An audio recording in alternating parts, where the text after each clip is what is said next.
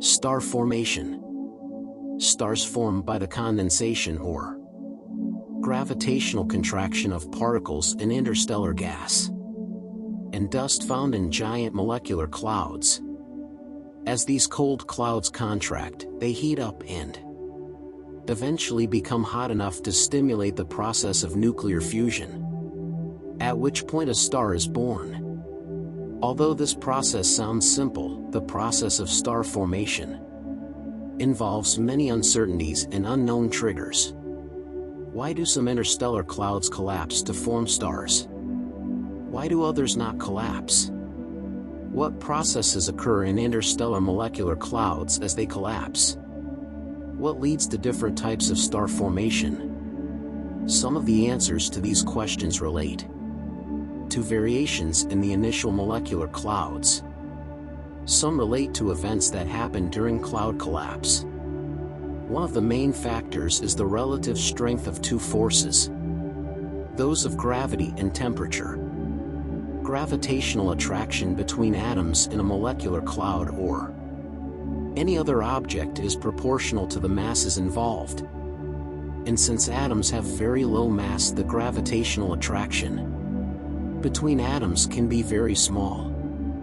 Temperature of a gas is a measure of the average speed of atoms or molecules in the gas, with higher temperatures equated with higher speeds of the particles. Many processes in the formation of stars relate to the relative strengths of the two effects and the ability of the force of gravity to overcome the effects of heat. The balance between these forces is also what stops stars from collapsing, since the outward pressure from the heated, fast-moving gases exactly equals the inward pull of gravity in these stars. Rotation or spin of molecular clouds also acts to oppose the inward pull of gravity. Rotation of molecular clouds causes them to develop a bulge around their center.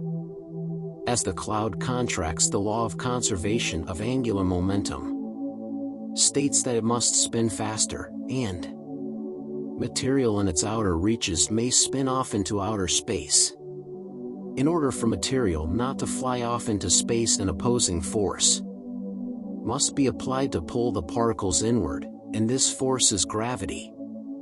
If the mass of the spinning molecular cloud is great enough to exert a gravitational pull that is greater than the outward force from the spin of the cloud, it will condense further to form a spinning disk.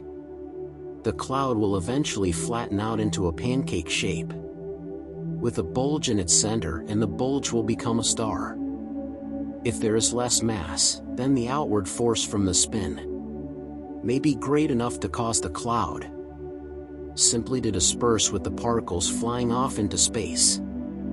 Most interstellar clouds are also characterized by magnetic fields, which can influence whether or not the cloud condenses into a solar disk.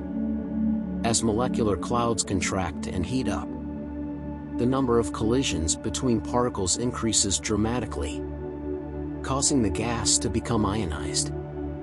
Magnetic fields are generated, and these fields cause particles to move along the magnetic field lines, but prevent the particles from moving against the magnetic field, causing the shape of the condensing molecular cloud to become distorted. Since the formation of the charged particles in the densest part of the collapsing cloud is tied to the formation of the magnetic field, the two processes are linked, and the magnetic field intensifies and is pulled in toward the center of the condensing cloud. The interactions between these forces are complex and may explain many of the variations in the shapes and other characteristics of condensing molecular clouds and young star systems. Composition can also affect the way a star evolves and matures. Stars that evolve from interstellar molecular clouds with higher concentrations of heavy elements tend to be cooler and a little less luminous than stars with more light elements. Thanks for watching. Please like, comments, share and subscribe to my channel. Don't forget to activate the bell icon to not miss any new videos.